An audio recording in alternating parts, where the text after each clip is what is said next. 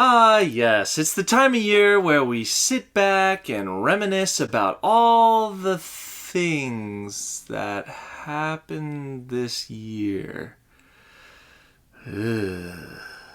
Well, anyways, at least we had games, right? So, if you want to know what some of my favorite games were from this year, and you want to hear from my number one game partner, then might I suggest...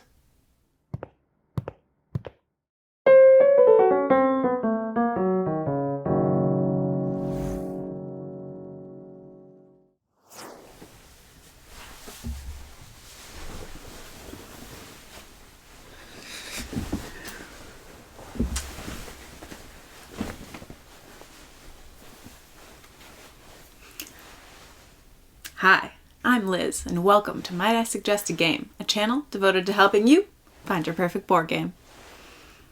Honey, have you seen my blazer?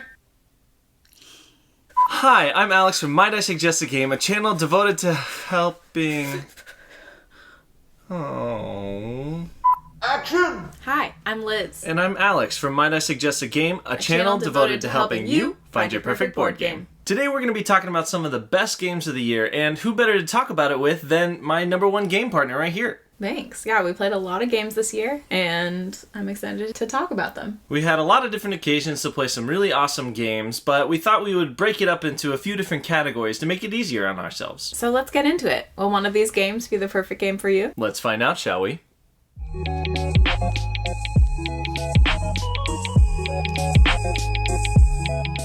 The first category that we're going to talk about is the top Table Hogger, which goes to the games that made it to the table the most this year. Now, I didn't do a very good job of keeping track of all the plays that we had, but we kind of went off a feel of which games felt like they made it to the table the most. So anyways, Liz, what was your top Table Hogger of the year? Mine has got to be Q-less. I play Q-less every morning. It's a perfect way to start my day. I love Q-less because it's super easy to play. It's very similar to something like Scrabble, so if you like word games, if you like something that doesn't take a lot of time and you can do it at your own pace, then I think Q-less is a great game for you. It's small, it's compact, we throw it in our diaper bag all the time, but it could be a great game to bring with you camping or traveling of any sort. She's not lying. We've taken it everywhere with us, and we'll continue to do it until those little old dice wear themselves out. So anyways, what was your top Table Hogger? Well, there were a couple of games that really stood out to me.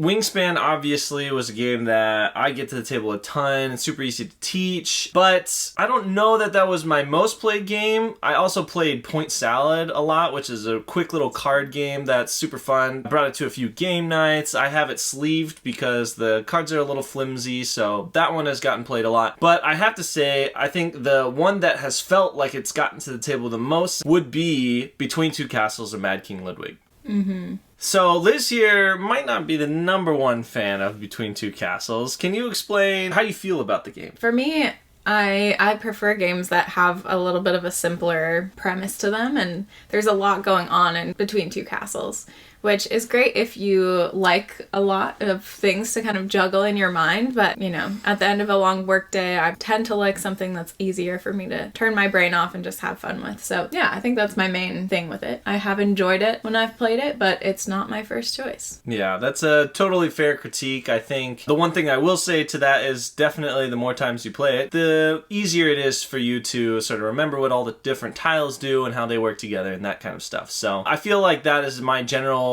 experience with most Stonemaier games, so maybe I can get Liz to play it with me a few more times over the holidays. But I really love Between Two Castles and Mad King Ludwig because it is a semi-cooperative game. Mm-hmm. I like playing cooperative games with my family, but we also are very competitive, so this gives you the opportunity to compete while also working together with other people. Plus, it's way easier to teach because when you have a couple people that have played the game before, they can kind of intersperse themselves in between the newbies and help a little bit with that initial strategy and trying to figure out what happens during the game. I will say that the semi-cooperative nature of the game is really cool and really unique, so I'll give it that. She'll give it that. That's nice.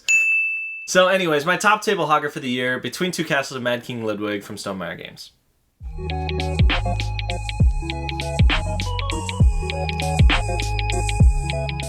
The next category that we're going to talk about is the top game off the back of the shelf. Now, this year, I've gotten a lot of new games in the collection, so we haven't played that many games that we already owned, but I tried to make it a point to play at least one every month. So we've gotten a few to the table that are classics or have shown staying power in our collection, so we're going to talk a little bit about that. So, Liz, what was the top game off the back of the shelf for you this year? For me, the one that I thought of immediately in this category was Azul. It's one that we played, I think, for the first time a couple of years ago on a trip, and I really enjoyed it then. We got it, and we didn't really play it for a while, but this year we did get it to the table, and I remembered how much I liked it. It was great to kind of rediscover the joy in that game. It's one of those ones that it's just like, of course, I have it in the collection. It's like a nice one to have. It's a classic.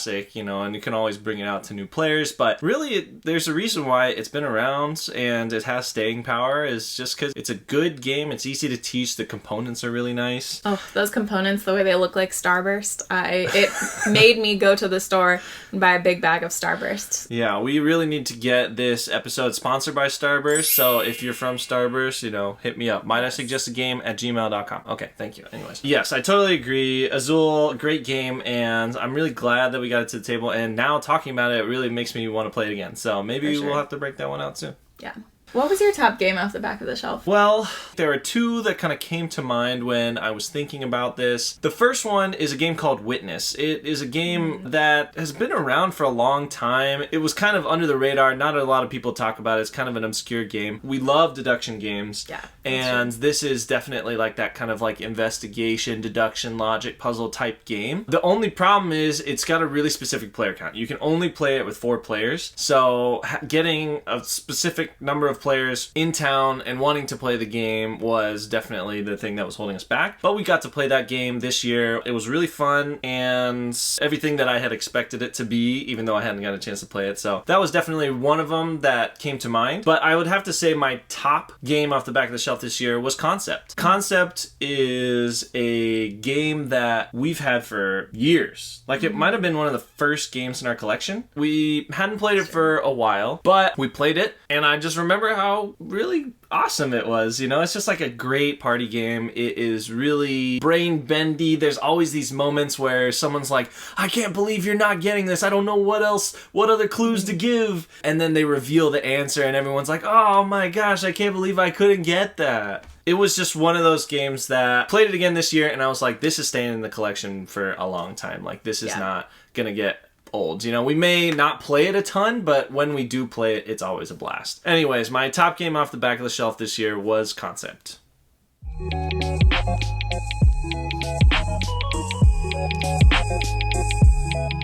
So this next category is a new one that we added in there because we realized that there were some games that we thought were good, but we felt like we needed to play a little bit more. So this category is all about the game that you want to take on a second date in 2022. We've been watching a lot of Love Island lately. It's still early days. Early days. We've got a lot of banter, a lot of crack with these games. Whole thing's a bit muggy. And I'm absolutely gutted. Are you joking? 1.2 million Instagram followers.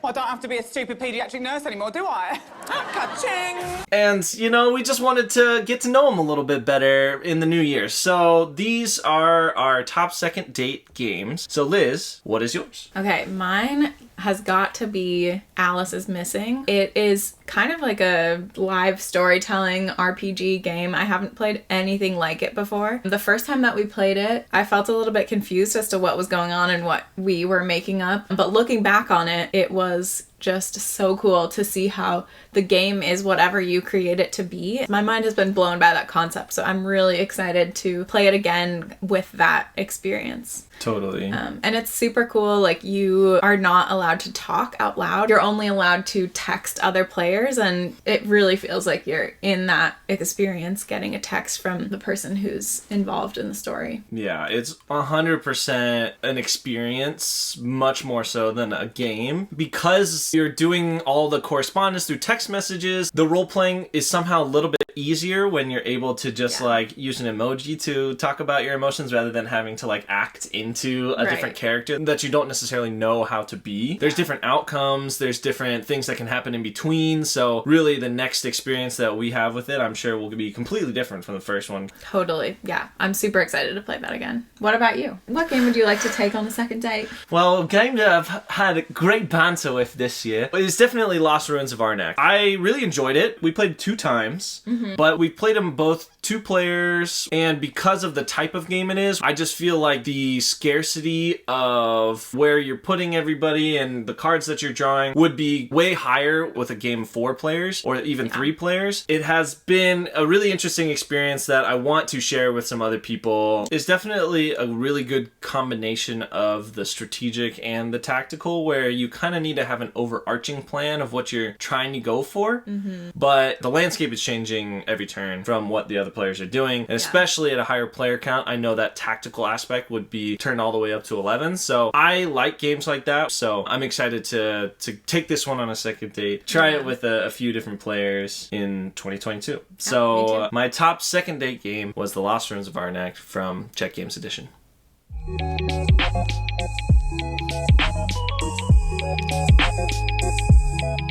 So now we're going to talk about probably the most difficult category for us to narrow down, and that is the top games that are new to the collection. We've added a ton of new games to the collection this year, so because of that, there was a lot to choose from. So Liz, what was your favorite new game to our collection this year? Okay.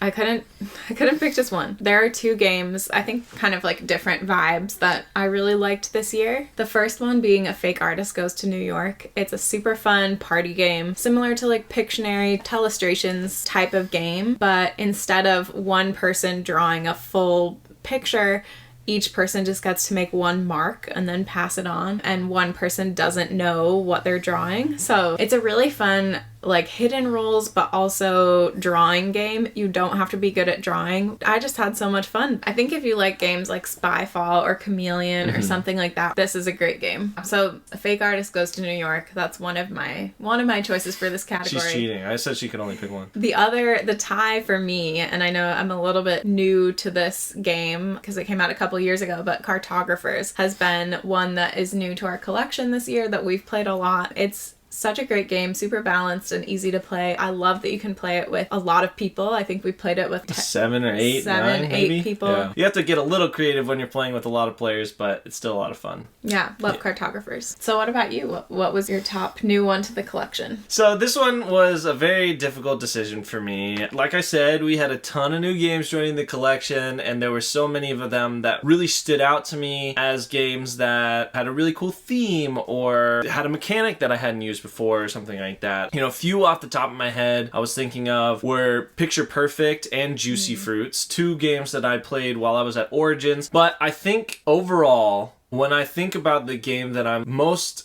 glad that I got and added to the collection this year, I would have to say that one goes to Cowboy Bebop Space Serenade. Now, it's a very niche game, but it is like this crazy Venn diagram of the things that I love all combined into one. With licensed games like that, the theme doesn't necessarily come through. A lot of times I feel like with licensed games, it's a board game with that skin kind of like thrown over it. But when I played Cowboy Bebop Space Serenade for the first time, I loved it just because I really felt like the cards and the way that the different bounties popped up and everything, I felt like that was super thematic, which is really, really important for me. I think in general, making it semi-cooperative was brilliant, a brilliant decision, because in the show, they're very much working together as a team, kind of, but they also have their own individual motives as well. So I have to say, the game that I get most excited about owning, I'm just so happy to have in the collection, is definitely Cowboy Bebop Space Serenade from Japanime Games.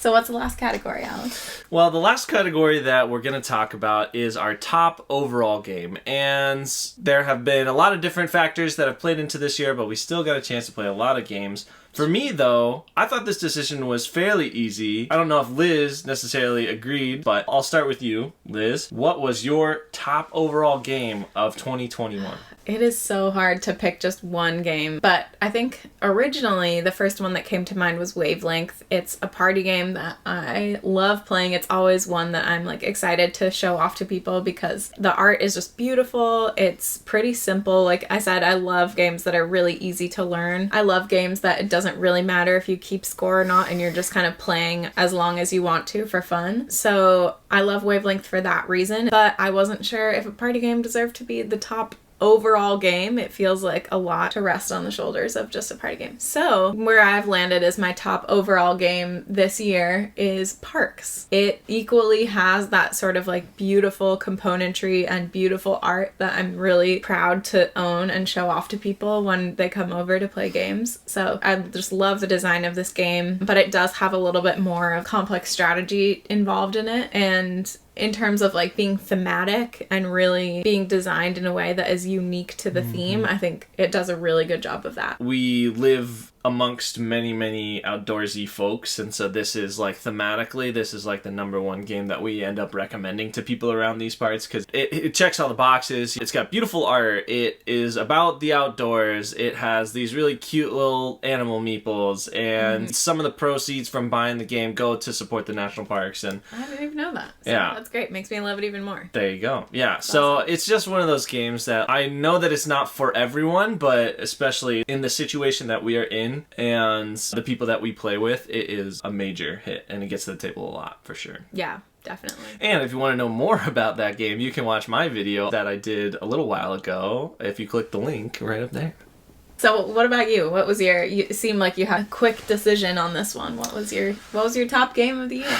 Yeah, I think for me there were two games that always pop up, and I'll have to give it to the second game. The first game that I thought of was Scythe, of course. Scythe is my favorite game of all time. I basically coerce Liz to play it with me like once a year, and I love that game, and I still love this game, and it's definitely still my number one game of all time. But for this year, my experience with a different game kind of topped any other gaming experiences that I had, and that has to be Xia, Legends of a Drift System. I was lucky enough to receive an amazing care package from Far Off Games, and this game blew my mind. First of all, I don't really have a lot of experience playing these type of sandbox games. It's such an open world that it feels like you can do anything, and because of that, I was just blown away. Liz can attest, she multiple times would come down during the day, and me during my lunch break would have set up a solo campaign in the kitchen table and just like try to like run through it and figure out the strategy or like all the different ways that you could go about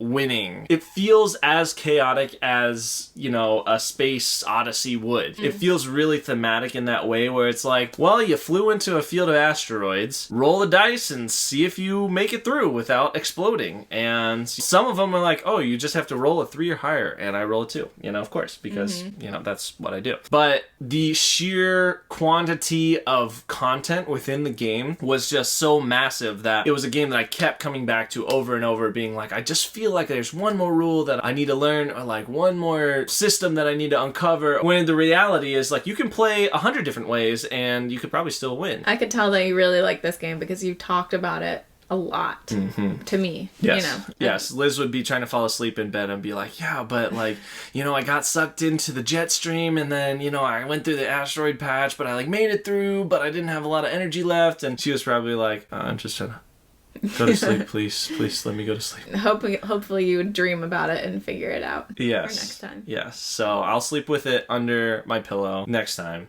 for sure. But anyways, I'll say it, and I'll say it with confidence. My top overall game this year was Xia, Legends of a Drift System from Far Off Games.